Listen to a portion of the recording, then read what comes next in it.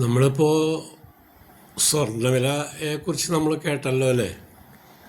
1,16,600 രൂപയാണ് ഒരു പവൻ സ്വർണത്തിന്.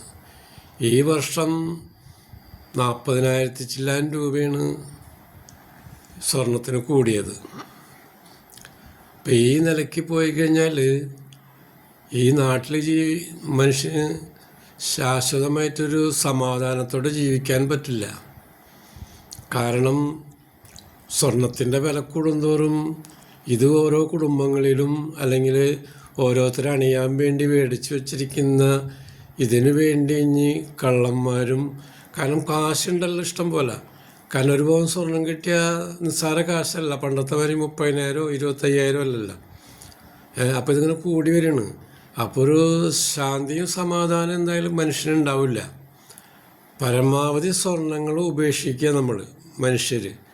ഇതിൻ്റെ പോംവഴികൾ അത് മാത്രമേ ഉള്ളൂ. കാരണം നമുക്കിവിടെ ജീവിക്കാൻ സ്വർണ്ണമല്ല നമുക്ക് ആവശ്യം. അല്ലാത്ത തലങ്ങളിൽ നമുക്ക് ഒരുപാട് ആവശ്യങ്ങളും കാര്യങ്ങളും ജീവിതത്തിൻ്റെ ഭാഗങ്ങളായിട്ടുള്ളത് നമ്മുടെ ജീവിതമാർഗത്തിൻ്റെ ഭാഗങ്ങളാണ്. അല്ലാതെ സ്വർണം മേടിച്ച് കുറേ ആഡംബരമണിഞ്ഞ് ജനങ്ങളെ മറ്റുള്ളവരെ കാണിച്ചും ഇന്നിപ്പോൾ അതിന് കഴിയില്ല. കാരണം ഇത് ആരണിഞ്ഞു പോയാലും അതിൻ്റെ ബാക്കിൽ ഒരാളുണ്ടാവും, അതിൽ സംശയിക്കേണ്ട. ഒരു കുടുംബങ്ങളിലും ഇതേപോലെ ഒരു സമാധാനം കിട്ടില്ല.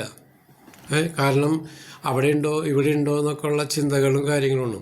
അപ്പോൾ ജനം പരമാവധി നമ്മൾ ഈ സ്വർണത്തിൻ്റെ വില ഇത്രയും വന്നപ്പോൾ നമ്മളത് ഉപയോഗിക്കാൻ പാടില്ല. ഇത് നമുക്ക് അത്യാവശ്യമായ കാര്യങ്ങളൊന്നുമല്ലത്. കാരണം ഇത് ആഡംബരങ്ങൾക്ക് വേണ്ടിയിട്ടാണ് ഇതൊക്കെ ഉണ്ടാക്കിയേക്കുന്നത്. സ്വർണം ഇവിടെ വില കൂടിക്കോട്ടെ, ഇപ്പോൾ 1 ലക്ഷമുള്ള 2 അല്ല 3 അല്ല എത്ര വേണമെങ്കിലും ആയിക്കോട്ടെ, അതിന് നമ്മൾ ബാധ്യസ്ഥരാവരുത്, ജനം ബാധ്യസ്ഥരാവരുത്. അതിവിടെ ഈ സ്വർണ്ണക്കടകളൊക്കെ കംപ്ലീറ്റ് അടച്ചു പൂട്ടേണ്ടി വരും. കാരണം ഇത്രയും പണം കൊടുത്ത് ഇവിടെ ജനങ്ങൾ വാങ്ങാനുണ്ടെങ്കിലല്ലേ. അതുണ്ടാവില്ല, ഒരിക്കലും ഉണ്ടാവില്ല.